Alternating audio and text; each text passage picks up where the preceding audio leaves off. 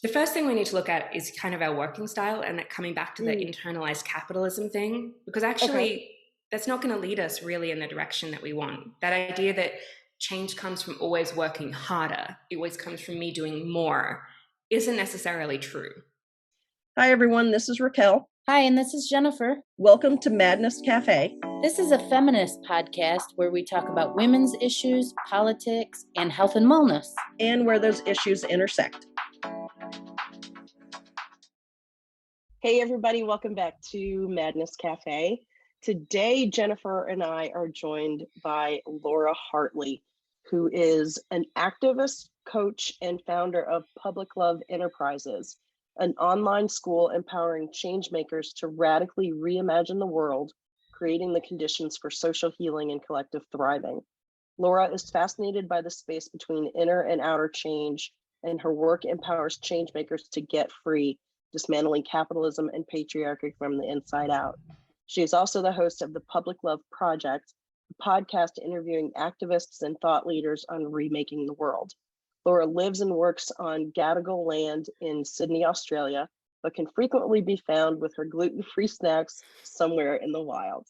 Laura, thank you very much for coming in from the wild to talk to us on Madness Cafe. Thank you so much for having me on. I am so happy to be here. Oh, awesome. We're excited to talk to you. I want to repeat that your work empowers changemakers to get free, dismantle capitalism and patriarchy from the inside out. Tell us your story and how did you come to this work? Oh gosh, it's such a big question, and there's a lot of different places that there have been influence. But really, I think of like my work and my passions in life really lie around this one question, which is, how do we create a more beautiful life and world? I grew up in a family that was very much surrounded by spirituality and personal development. My mother ran one of like the first life coach training schools here, like over 30 years ago. So like very much in the kind of early days Oh, of the wow. industry. And, so my earliest memories are like listening to like Wayne Dyer and Tony Robbins or like Dennis Waitley or anyone kind of in that field. There was a lot of different influences. And it cultivated in me this love of the inner world. That I realized from a young age that we have agency, that we have choice, that we can choose how we respond to events. And, I became really fascinated by that. But I also, as I became older, I became an activist. I was passionate about how do we create change on the outside because, we need it, particularly, where I've mostly been as the climate and environmental space, which intersects with so many other problems that we're seeing today, whether that's wealth inequality, racial injustice, and seeing this need for really radical and fast structural reform. And where my work now is really in bridging these worlds because I had these two passions, right? Inner change, how do we change our own lives? What is this sense of, finding meaning within ourselves? And a lot of that work sometimes missed the outer world. It kind of didn't really know how to take the spiritual practices out of the practice and into the world to really bring it to life. And as an activist, sometimes, it realized it missed that we are the system. Systems exist within humans, they're perpetuated by humans, created by humans. Like, fundamentally, if we want to change a system, we also need to change the very conditions within us that created it. This is where I started to kind of bring it together. And I started a school for changemakers called Public Love Education or Public Love Enterprises. And it's really about empowering changemakers to do this work of getting free of systems on the inside, of discovering what is theirs, of reckoning with our relationship to power and getting comfortable with it and exploring it, and remaking the world, starting with us and our bodies and then out into what we're offering. That is fantastic. Wow. Thank you. What's the definition of a change maker? So I love, Joanna Macy has this definition of an activist, and she says that it's anybody who is active for a purpose bigger than personal gain. And I love that definition because I use that same one pretty much for a change maker. It encompasses, unwaged frontline activists, but it also encompasses, people working in nonprofits, volunteers, social entrepreneurs, people who are community organizers or just looking to make a difference in their communities. There's lots of different roles that it can be coming from. Some people would be considered a change maker, when they're just trying to disrupt policies in their organization. what they're doing is less important than their intention for it to be about bigger than themselves. Oh, that's a good point. Okay. So it doesn't have to be necessarily big macro changing the world all at one time, but it can be changing a policy at my workplace or Yeah, something like that. absolutely. I think that's kind of how change happens. We have these big lofty ideals about how we change the world, right? That it's like we need this one big famous leader who inspires everyone, and then suddenly everything kind of switches in an instant. Mhm, And that is just so rarely how change works. And even when it does, even when there have been those leaders, there has been years of work beforehand that they and other people mhm, have put in to create the conditions for that change to emerge. And mhm, to the deep change that we're looking at, the transformation, yeah, it is those small changes. It's the little things in our organizations, in our communities. It is the work we're doing with government or with policies, absolutely, as well. But it's also, how am I relating to somebody in this moment? And how am I creating the world that I want to see right here, right now?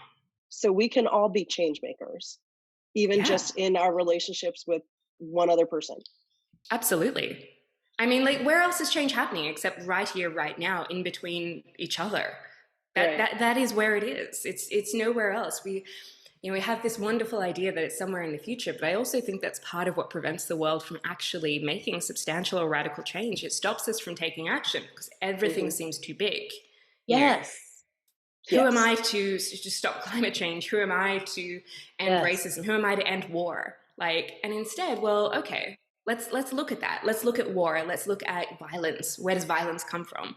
Where am I perhaps contributing to violence, whether in my thoughts, my words, some of my actions? And how can I start to really embody nonviolence in my relationships, in my experiences of conflict? These are the changes that we can all make, every single one of us. Two things that come to mind for me on that. Number one, thank you for being that kid because I'm that mom. I play all that stuff in the car, have been playing those things for my kids.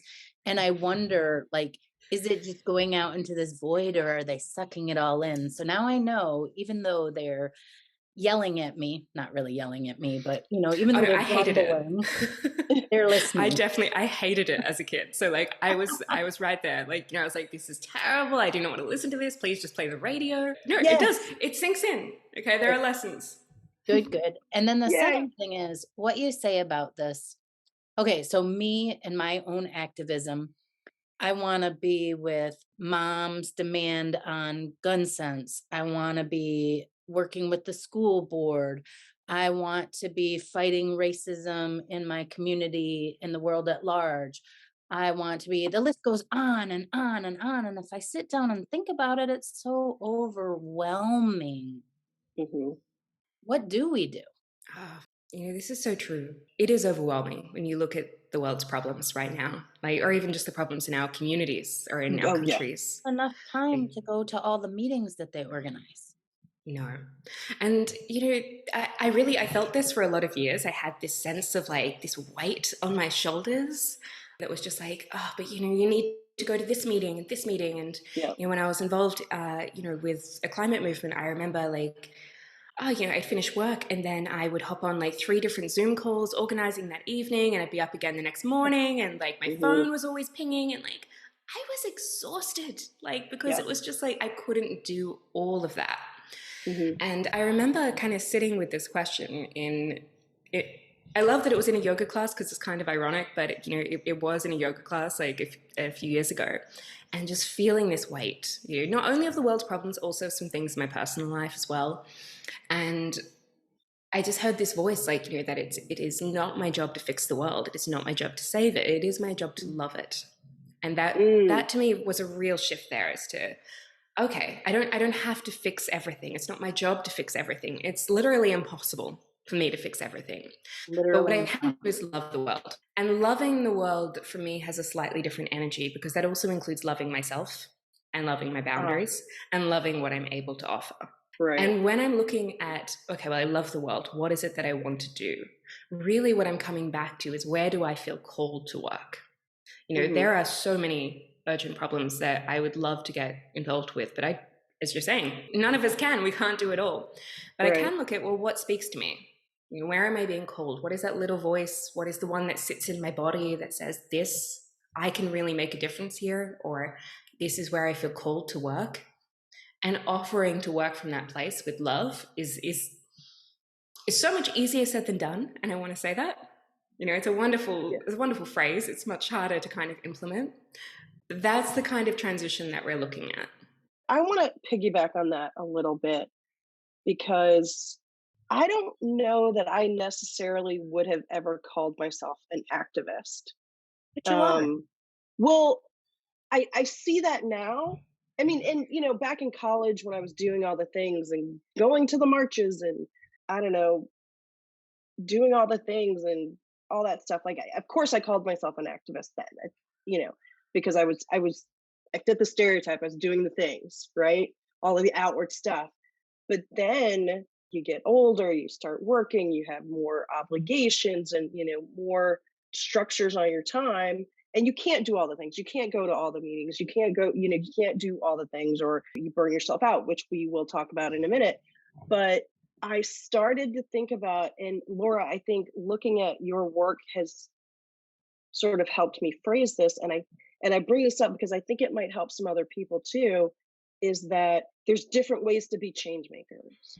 And so with us, with having the podcast, this is my activism because I'm allowing the platform for other people to get the messages out.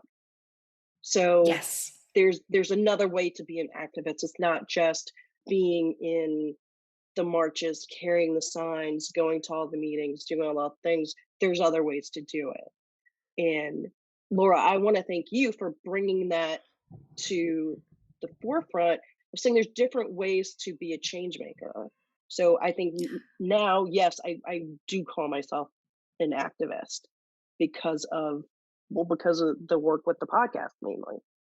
So, And I can relate to that as well because, like when I first started calling myself an activist, I was much more involved in organizing, I was showing up to protests, like, I was like there. And, it was a very comfortable title then. And then, there has been times, recently where like I've stepped back from a lot of that because I just have not had the capacity, and knowing as well that, okay, well, actually my work is my activism. This is my way of loving the world right now, is to show up for this. And the ways that we can love the world, which I really think is about being an activist, showing up with love for whatever it is that matters to you, will look very, very different at different stages of your life. Will I end up back organizing again? Yes, I'm almost certain of it. Will it be a while still until that happens? Yes.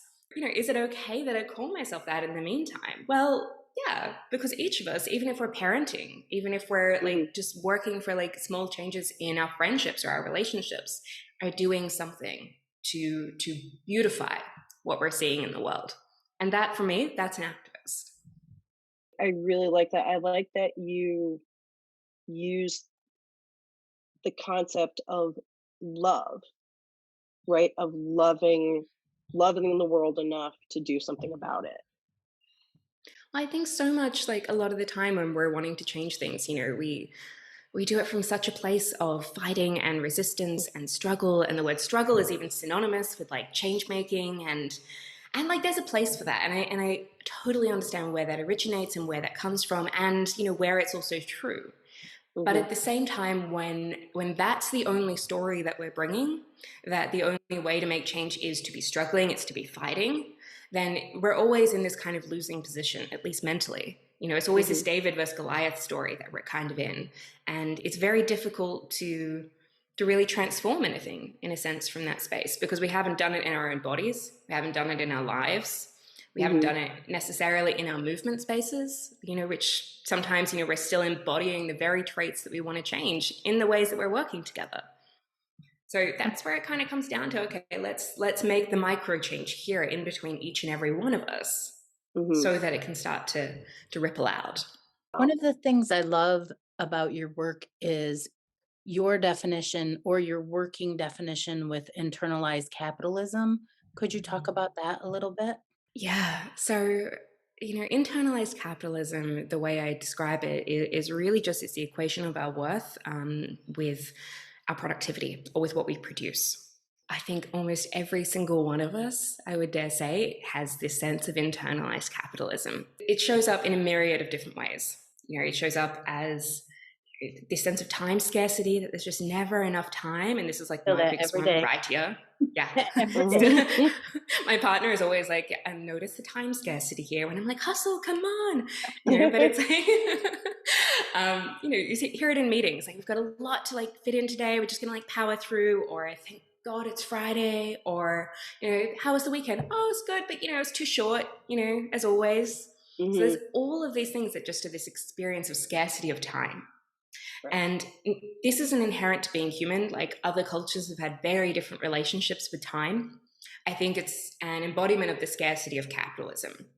And then that scarcity shows up in perfectionism, in feeling that we're never enough. You'll see that same perfectionism or that same scarcity in diet culture as well, that sense of like you need to restrict and control. Yeah, I know. That's another huge one for me. With internalized capitalism, you feel guilty when you rest or take time off. You go to work when you're sick. You're always supposed to be doing more. Like, you're like scrolling on your phone, you're like cooking dinner, you've got like kids in the background, and like, but it's like, I also need to like finish off this thing over here and return this call, and it's just never enough. It's no surprise that then we burn out. When I was in movement spaces, or like when I was more organizing, this was my experience as well. With I was burning out because I always felt that I needed to be doing more. And so, we were showing up, and even though these like absolutely wonderful people, like who I love completely, but like, our meetings would become less relational and more like transactional, and like, okay, but we've got to get through this, and we've got to get through this. And I was guilty of this very much so, and we lost our care for each other sometimes. We lost the presence that we could bring together. And it just became, how fast can we work? How quickly can we get this out? Or we're not successful because we haven't seen this exact result yet. And all of that is kind of reminiscent of what we're trying to change around us. I hear people, and I think I do this myself sometimes too, is I'll use stressed and burned out interchangeably. But from what you write, Laura, it sounds like stress and burnout are different.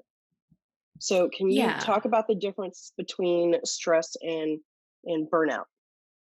Yeah, so stress is not always a bad thing. It's a very natural response that each and every single one of us has. It's a survival response. Everyone kind of gives this example, but if you're being chased by a lion, or if you're in some dark alley, like you need to like get out quickly, you want that stress response. Like, it is designed to like keep you alive. But we haven't evolved with it to really understand that the day-to-day things that we're facing, like being stuck in traffic, or missing a deadline, or somebody not responding to something on time, is not life-threatening. We do not need that response. And the thing is, it's still going off though. And stress in that sense is, when it becomes chronic, when we're starting to experience it day on day, week after week, month after month, year after year. Burnout is a spectrum. It's not a one size fits all. The mild end has things like headaches and apathy and feeling overwhelmed, and maybe like a little bit of like, niggles in like your shoulders or your jaw. But then, always. Yeah. very, very common spots there. Yeah. And then as we move to kind of the severe end, it's kind of like, well, it's not just tiredness, it's exhaustion. Like, it's hard to get out of bed. It's a lot more relationship conflict. You start to get sick more often. There's sometimes autoimmune diseases. That's really like, okay, we have gone too far. And there's quite a long recovery from that usually. Right. So where we are is kind of, it's very dependent on us, what's happening in our lives, how stressed we've been for how long, how long it takes to reach one end is kind of like how long is a piece of string. The difference really becomes acute stress can be really good for us when we need it. On occasion, it's fine. A stressful week, it's not burnout.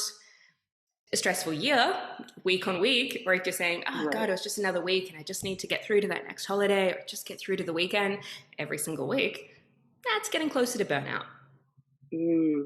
I would imagine that, especially with any sort of activism, whatever the issue is, however important it is to you, there's going to be long extended periods of prolonged stress, right? Which are going to lead to burnout. What do? How do you prevent yourself from getting to the point where you're like, well, fuck it, I give up. I'm not going to do this anymore. I'm slowly killing myself, or maybe not so slowly? How do I just not give up? Well, I want to challenge that a little bit actually, because I'm not sure that it does need to have long periods of prolonged stress. Oh, Sure, okay. there'll be periods, absolutely. But I think part of the reason we're so stressed all the time is because we're working in a way that's just really not designed for us and really not meant for us. We have normalized stress. We have Right. normalized burnout. We think it's just a natural part of being an adult, a natural part of being human, and it's not. It is a result of the way that we're working and the culture that we're living in. Some stress, normal. Oh, Some stress, okay. healthy. That's fine. But when we Right. are constantly stressed, something is wrong. The first thing we need to look at is kind of our working style and that coming back to the Mm, internalized capitalism thing, because okay. actually that's not going to lead us really in the direction that we want. That idea that change comes from always working harder, it always comes from me doing more, isn't necessarily true. Change happens in a myriad Okay. of ways. And, what if it comes actually from, me working deeper, from having a stronger sense of self, from having a better Okay. imagination and more creativity?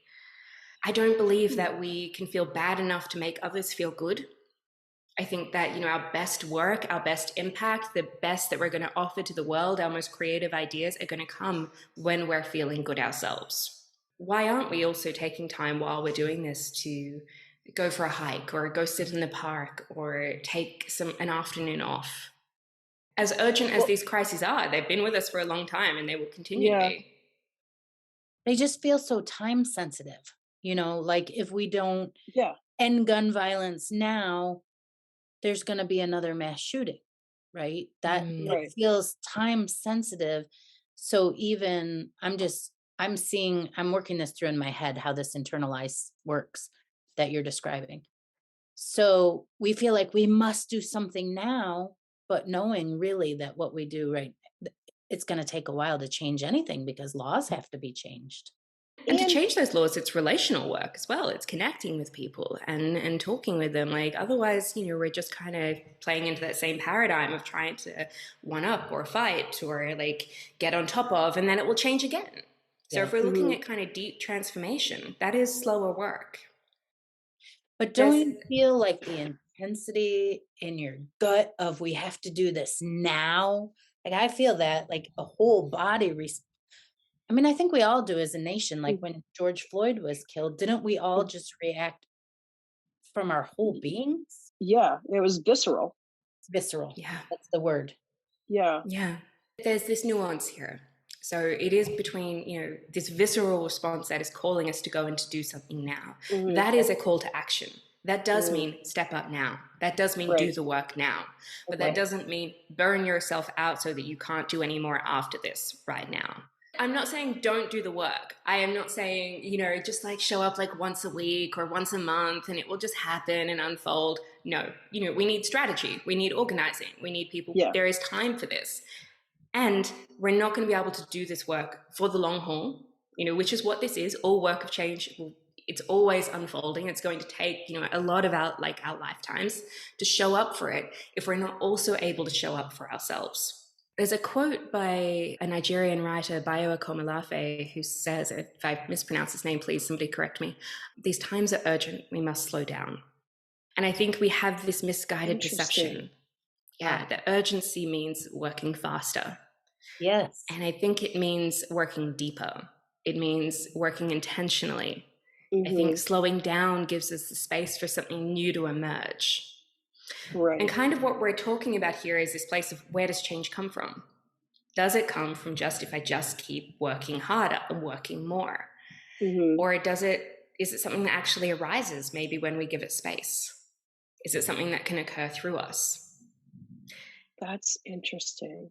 Early in the podcast, you said something about creation. You said we have to change so we can create the new. What is the vision of the new? What does that look like for you? What are we working towards creating? Yeah, I think everybody will have a slightly different vision of this that will kind of relate to their communities. I think all visions should kind of be grounded in a sense of, well, what does this mean for like me, my life, my community, my family, the people around me that I want to see. For me, the thing I'm most passionate about is the climate crisis and all the ways that intersects. It's one of the reasons that Mhm, I talk about capitalism. Capitalism is the leading driver of the climate crisis. Mhm. So I would love to see a world where we were more connected with the earth, where we're more connected with each other, where we didn't have this endless experience of scarcity, where we didn't feel the need to endlessly extract from ourselves and from the earth, because the same ways that, there's extractivism in the earth and we're constantly taking resources with very little regard for their renewal, we do that to ourselves with burnout. We're constantly taking our attention, our energy, our compassion, our motivation, and assuming it should always be there with no regard for its renewal. It's the same thing. We're doing the same thing out there as in here. And what I'm passionate about is how we can't change out there until we also change here. Because even if we end it out there, we will recreate it in some way. Because somewhere in our psyches, in our collective psyches, in our collective spirit, or whatever it is, we still have not resolved the underlying feeling of there being not enough, or that I am separate from this. Right. So this work of coming back to, actually, no, I need to renew my body. My energy and my attention for this cause right now is so important. And for me to be able to offer my best, which is my most imaginative self, my most creative self, I need to be resourced to do this. Well, what do I need to be resourced? Maybe I need that walk out this afternoon. Maybe I need some time off. Maybe I need some really good food. Maybe I need to dance for an evening. It will be different for everyone. But these moments of joy, these moments of being able to say no and allow that container to also look after us, to prioritize our own joy, is not selfish. It is what allows us to actually stay with this work for the length that we need to. This is all sort of coming together for me, and I realize that this is probably internalized capitalism to some extent. I say all the time, you can't pour from an empty cup, but do as I say, not as I do, because I don't always take my own advice. Right? You and me both. Exactly. And so I'm starting to realize that I actually feel guilty sometimes when I take a step back and have some fun, or take a step back and allow my body to rest by doing nothing, by having fun with my friends, or not thinking about all of the issues of the day for a few minutes. And that guilt is from internalized capitalism. That guilt has been passed down. It's not something that's inherent to one person. Every single one of us is experiencing it. And it really comes from, if you look at what capitalism is, there's kind of three major problems with it. The first is this pursuit of infinite growth on a finite planet. It's why we link it to the climate crisis. It's just the only way that we define success is through growth, but you can't have that forever. Right. The second is this artificial production of scarcity. And I say artificial because we design our products to die. They don't have to. We just design them that way, so you have to buy more. Yes. You cannot have infinite growth without scarcity somewhere in the system. And you see it in marketing, you see it everywhere. And the third is this devaluation of beautiful, complex living systems like jungles and forests and the ocean to lifeless resources. They only have value when we can get something from them. And that might be tourism, that might be our enjoyment, but it's still only value in our relationship to it. And so these three things, when you look at them, and considering capitalism's been around 500 years or so, how have we internalized this? Let's look at the rising rates of depression. Let's look at the rising rates of perfectionism, that feeling of I'm not enough, or I've just always got to be getting more, that I'll be happy when syndrome. When I get the next degree, when I get married, when I have kids, when I magically reach this place, I'll be happy then, because it's never enough. And then, of course, we've lost this, we have this separation from ourselves and from other people, from our communities, that we're this hyper individualistic culture. So we've had this devaluation of everything around us. Capitalism didn't arise out of nowhere. It's a product of kind of patriarchy. It's a product of white supremacy. It's a product of many different forms of supremacy culture. But these whole thinkings have taken root in generations of our psyches. Yes. That, have us thinking that there's some magical hierarchy that we're just not good enough on, or we're not high enough on. And when we just reach that place, we'll get there. We never do. It doesn't seem to happen. So say we strongly identify with this internalized capitalism, strongly identify. Yeah. What are some first steps we can take to like purge this out of our system? I think this is a practice, you know. I wish there was like one thing that we could do and then like it's just like Get done. it out. Because like Just I still flip a have switch, this, it's like, done. you know, it is an ongoing daily practice, you know, for me, Okay. of like really noticing it in myself. And some days I'm great at it, and other days I still kind of fall prey to it. But for me, the first step is about coming back to the body, because the body doesn't lie. I will put a disclaimer here that for anybody who's experienced like trauma and still feels very unsafe in their bodies, working with a professional at this at first is really valuable. But starting to actually learn, okay, what am I noticing? You know, what am I feeling in my shoulders, in my belly, in my throat? You know, as an example, a little while ago, I had somebody reach out to me who was starting a new movement, and they're like, hey, could you do like some letterbox drops? And I was like, yeah, actually, I would like love this. I haven't done anything for a while. I can do it with like my evening walk or something, easy. And before long, I realized it wasn't quite letterbox dropping. You know, there was like a buddy system and a 4-hour roster, and like you had to show up at this specific time and place. And I was like, oh, okay, like, whoa, this is like so much bigger than like I ever kind of pictured for letterboxing. And immediately it's like, oh God, I don't really want to do this, but I should. That lovely should. And I listened to my body, and I was like, I thought about doing it, and I felt heavy, and I felt closed, and I felt my shoulders turning in and becoming like all hunched. And I thought about like, do I actually want to do this? And I was like, no.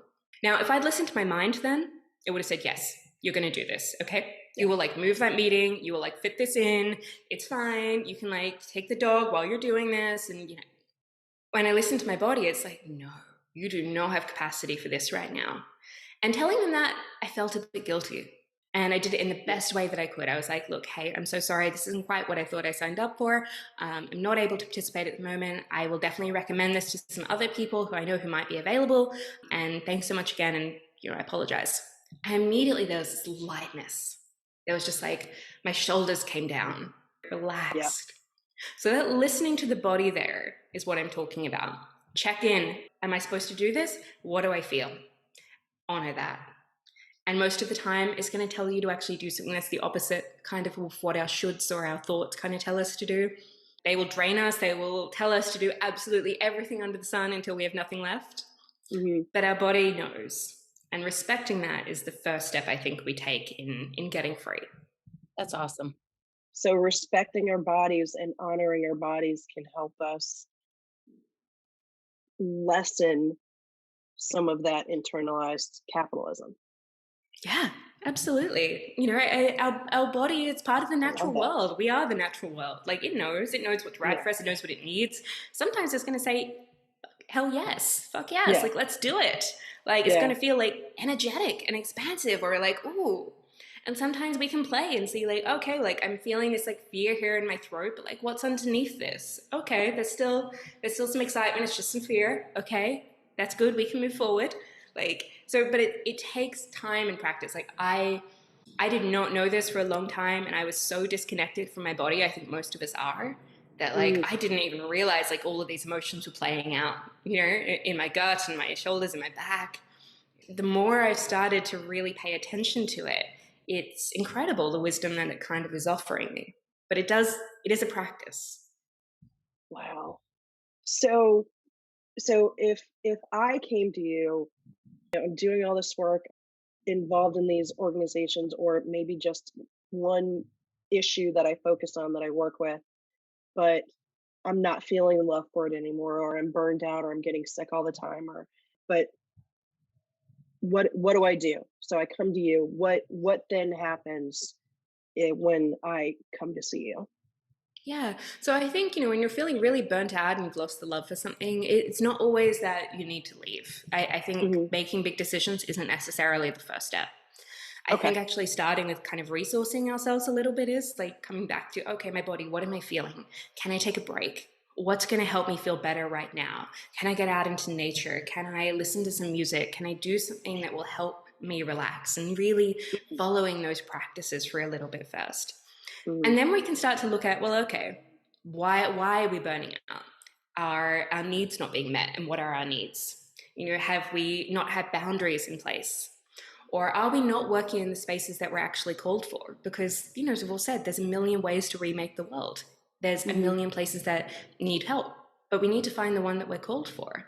Some of us, we're working in nonprofits and it kind of getting weighed down by the bureaucracy and the feeling like we're not actually making a difference. And maybe what we're supposed to be doing is really building. We're supposed to be building a movement or building a business or an organization that's going to be like really part of this new future. Or maybe we are doing frontline activism and showing up for all the protests and we're there and it's exhausting and it's really creating this kind of fear and stress response in our bodies. And what we're supposed to be doing is working more in healing and aiding, conservation or helping people who are impacted by trauma or this one-to-one relational work. So figuring out where we are called. And, there's a lot of different ways to do that through our values, through our emotions, through our body, is part of that next step as well.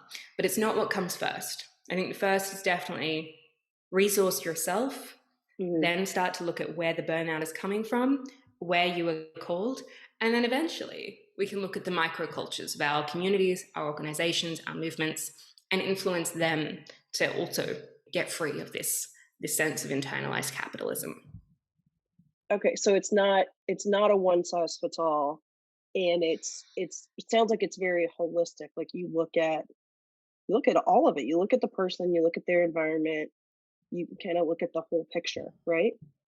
Yeah, I think it's so easy for us to want to, particularly if anyone's here who's worked in like a real burnout culture, like because they exist, like I'm sure we all know them. Like, Oh, yeah. like we're like, yeah, I just want to like, okay, I'm burnt out. How do I change that?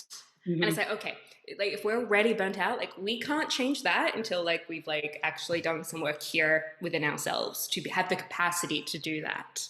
So yeah, it is a process. It is not a one size fits all. Burnout comes from a lot of different spaces. For some of us, it's the way that we work. For some of us, it's the emotional way. And once we're resourced, let's look at actually changing the communities around us because it's not enough to just help ourselves. We also need to help others where we can. I want to go back a minute to when you talked about, because this is a very huge topic for me as well. And you know more about it than I do. So I want to pick your brain. I want to go back to where you were drawing that line of what we do to ourselves, we also do to our planet, our parks, our oceans, or what we do to the oceans, our parks, our planet, we're also doing to ourselves. How much so is the human race tied to our resources? I mean, completely. I think this idea that we are somehow separate from everything around us, that humans are kind of different or special. We reach this apex, like we're not evolving from here. Like we've reached like the peak of evolution and we're so separate from everything else is a delusion. And I think it's a delusion that has existed for probably hundreds, thousands of years. And it wasn't always the case and it hasn't existed in every culture, which I think is important to say because it's not actually, in climate circles, a common thing you sometimes see is this idea that humans are just bad for the earth. It's just humans' problems. And it's not.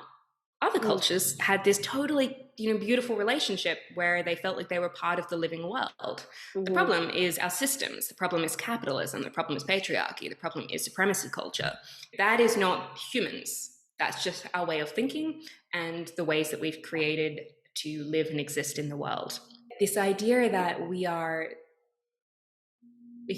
can't exist without our resources. We can't exist without water. We can't exist without oxygen. We cannot exist without all of these other beautiful living symbiotic creatures around us. And so their flourishing will be reflective of our flourishing, and vice versa.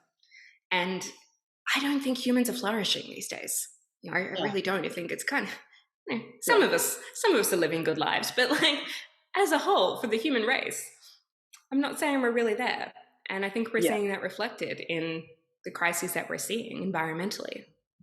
Right. So you said that white supremacy, patriarchy created capitalism. Are you able to describe that a little bit more in depth? Yeah, I mean, look, I'm not, so I should say I'm not a historian, and how Me neither. capitalism evolved, I think, has, there's people who have different opinions on this, but looking at its origins in Europe, in serfdom, in kind of removing the common land from people, forcing Hmm. people off the commons, for that land becoming privatized for landholders, and then people being forced to have to work in order to live. That wasn't Slavery. always the case. Yeah, Slavery. and the very fact that in capitalism today, again, you can't live in most places without working. Like, you will end up Hmm. homeless, you will end up with a lack of food. Like, there isn't actually the resources there to support us.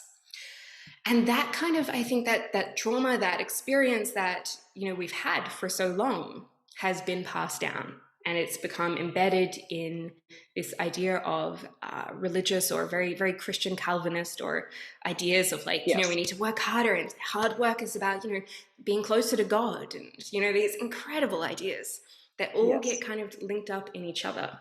Hmm. The reason I say that patriarchy and capitalism are linked is because patriarchy essentially is, it's a hierarchical culture. It says the masculine, dominant, forceful energy that doesn't like any sense of nuance or complexity is somehow superior to absolutely everything else. And capitalism props that up. It benefited off the slave trade. It benefits today off cheap slave labor in other Hmm. countries. Yes, it does. It's not about creating a more just or a more regenerative world. It's Yeah. simply about the energy of more. Yeah. And that energetic experience, it's there in other cultures as well, in supremacy Mhm. culture. Yeah.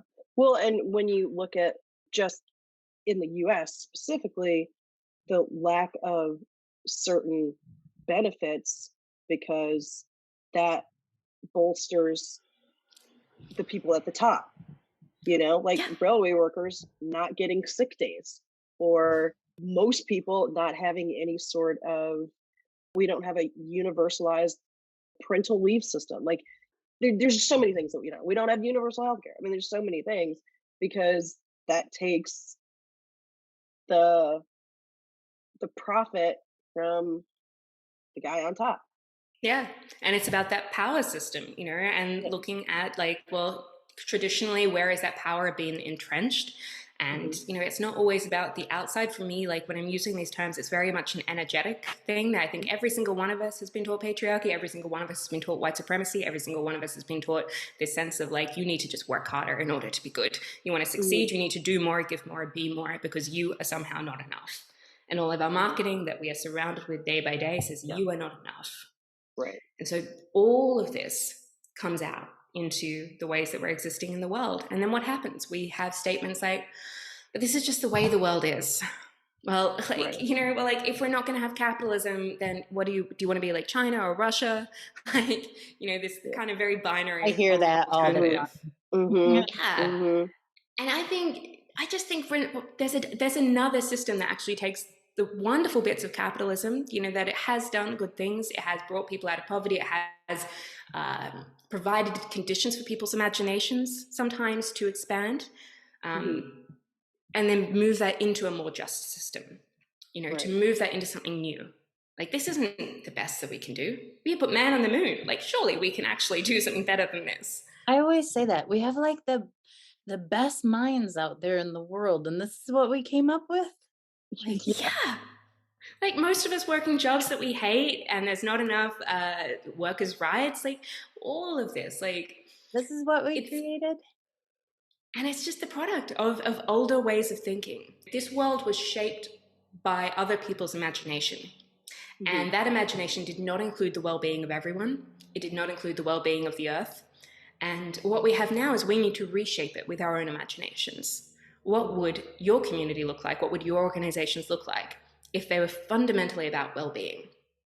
I was really fortunate a few years ago, just to tell a small story, to visit Bhutan, which is a tiny country located between India and China in the middle of the Himalayas. Oh, And they're famous for this development philosophy called gross national happiness. Basically, they believe that GDP is not the ultimate measure of their well-being of the nation, and instead they decide to measure gross national happiness. And this term sounds so airy-fairy, right? But really, I they're love it. measuring Yeah, they're measuring time use, they're measuring living standards, they're measuring education, they're measuring the environment, all good governance, all of these different spaces that actually impact our well-being. And so they're collecting that data from their population, and then their policies are also made in alignment or informed through these decisions and through these ideas. So we Mhm. have other countries out there doing this. We have places exploring well-being economics. What would it look like to center our economies around our well-being? So these ideas are not so foreign. They exist. They are being actioned in small places, in small parts Mhm. around the world. And we can take influence from there and start to then embed it in our own cultures. And that's really what Mhm. this work is about. Okay. So, okay, I think this is connected. What I'm about to ask is connected to what you're just now talking about. And please forgive me if I'm completely off on this. On your website, you talk a little bit about, or maybe not a little, collective thriving. Is that connected to what you're talking about right now? And Yeah. can you go into that a little bit? Well, maybe a lot more. I think that concept might be really helpful to us.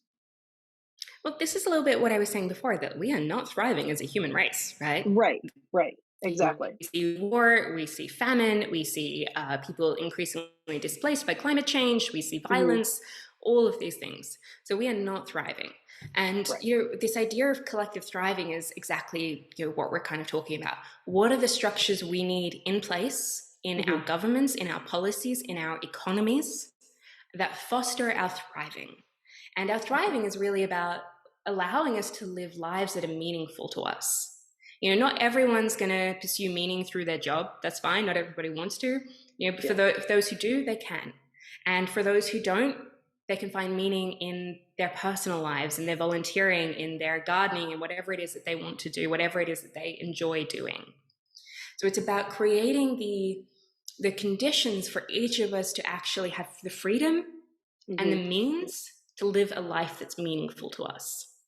Because most of us now would say, we can't do that. We have bills to pay, we have to pay Hmm. rent. Hmm. It's hard. We need to Right. show up for this thing, there's expectations. And I want to put a bit of nuance here that I think we all Okay. have more agency than we think. And many of us, Got it. even with those lines, can pursue it much more than we think. But I would like to create the conditions around us that we all have the automatic freedom to do that. We have the automatic means to do that. Hmm. Now, the only way we're going to create those economies, we're going to create those government policies, we're going to create those systems for collective thriving is if, one, we're actually also starting to thrive already ourselves right here, right now. I don't know Hmm. how we think we'll create thriving out there if we're not currently thriving. And Right. then two, it's about, well, yeah, what are the ways in which I'm perpetuating these beliefs that this is just the way the world is, or they need to work harder and suffer in order to make change, that I need to struggle in order to do this, that I'm not working hard Yes. enough if I'm not stressed and tired and burnt out, that people will judge me and they'll think I'm not doing enough and I'm Hmm. not doing enough and you should be doing more. Like, it's such a punishing voice that we have. And we take that voice and we use it on our children if we haven't examined it. Or even if we have examined it, which I have a little, now you're giving me much more information.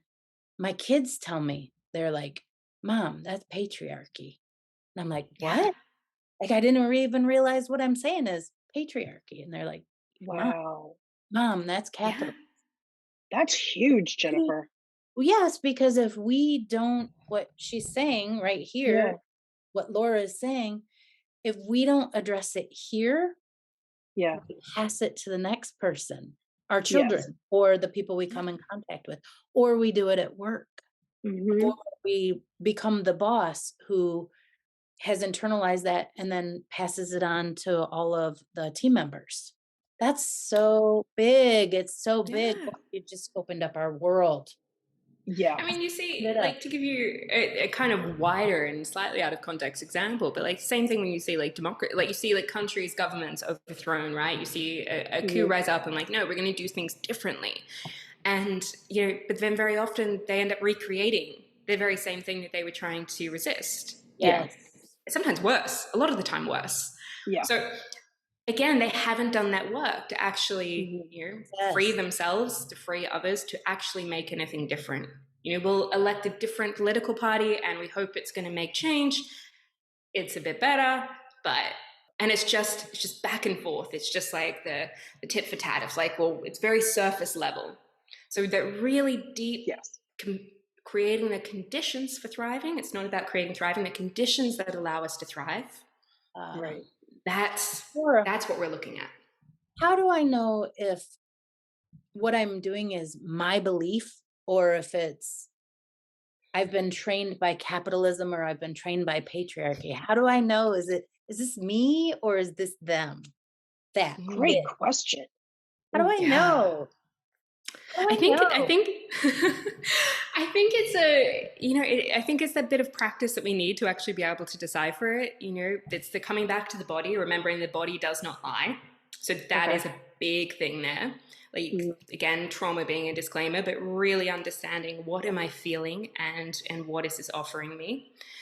But then it's also like, really, I think we all have these. Like, when I say callings, I'm really talking about those little voices that we all have, that kind of keep saying, yeah, I know you keep doing this thing, but like, what about this idea that you've had for 5 years that you've done absolutely nothing on, but like still here and you're still kind of mulling it over? Or like, these are like our callings. So these things are like the back of our mind. And that, for me, that's something that's really meant for us. That's something that's intuitive to who we are. Otherwise, if it's more conditioning, conditioning always comes with a should. I should do this. To be a good daughter, a good parent, a good activist, a good worker, whatever it is, I should be doing this. Right. And so recognizing shoulds are usually conditioning, the callings, those little voices are us, and then our body, and really listening to it is where we find that deciphering. Wow. That's pretty deep, Laura. Yeah. It is. And it's a practice, right? It's not something we do. It's not one size fits all. It's not something we do once. It's every day coming back to what is true for me right now. Right. So what was the quote that you said earlier? We have to slow down to move forward, or these times are urgent. We must slow down. yes. That we got to remember this. I need to put that on a pillow. Right. That is perfect. These times I have it on my wall, so yes. Okay, maybe I'll put it on my wall. Maybe I won't put it on a pillow. But that is perfect. These times are urgent. We must slow down.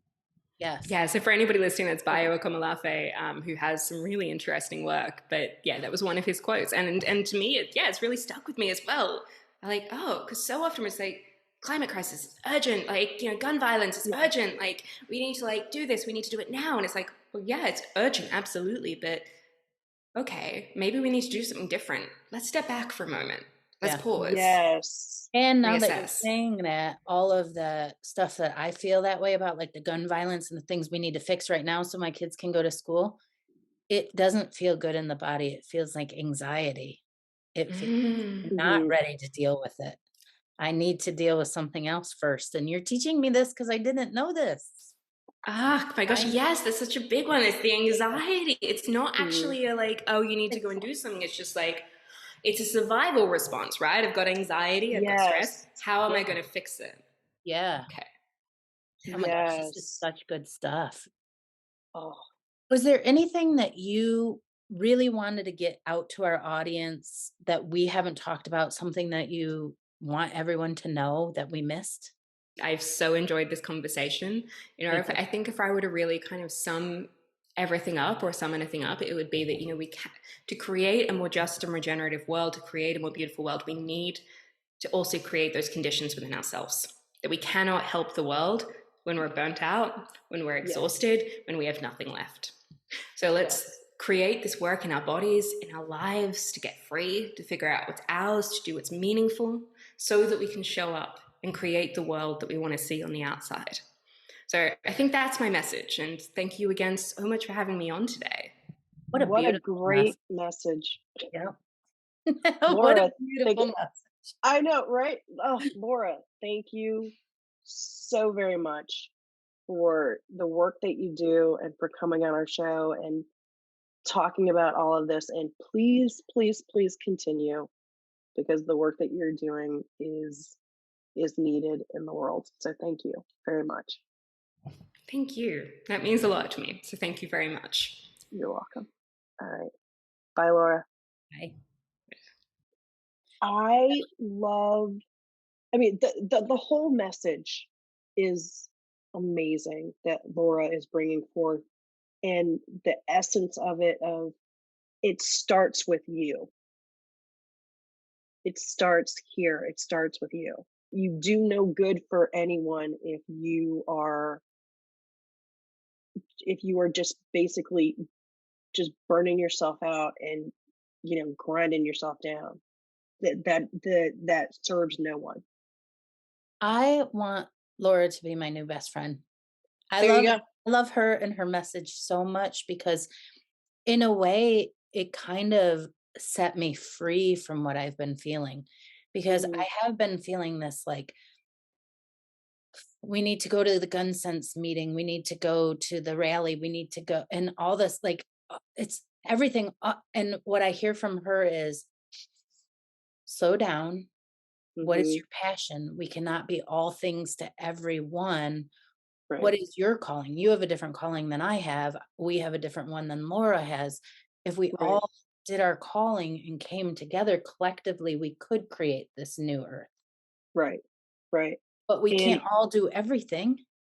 Exactly. And the sort of, I don't know, beating myself up that I do quite often, this guilt that I feel of, but I care about all of these issues. I should be doing something with all of them.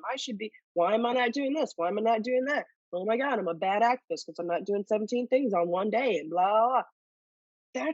That's the capitalism that I've internalized. Me too.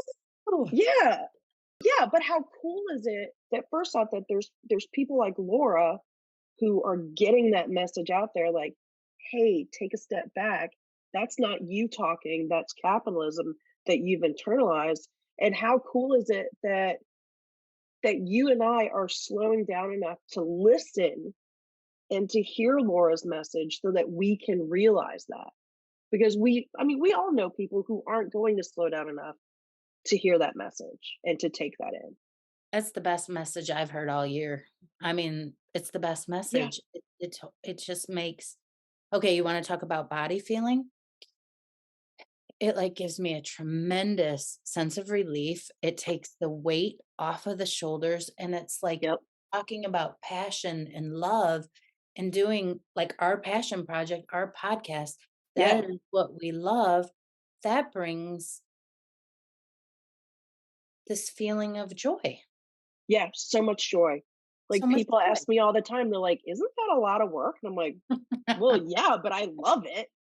And it doesn't feel like work because it's our passion project.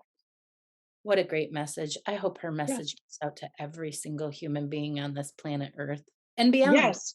Yeah. And you know what? I want to challenge each of our listeners who listens to this episode, pass it on to at least one other person and get them to listen to this. Yeah, because I think there's something in this episode for every single person, whether they call themselves an activist or not. There's something in this episode for everybody. Thanks, Raquel. Thanks, Jennifer. Bye. Thanks, everyone, for listening today. We will be back with more Madness Cafe next week. You can find us on Instagram at Madness Cafe Podcast or email us at madnesscafepodcast@gmail.com. Bye.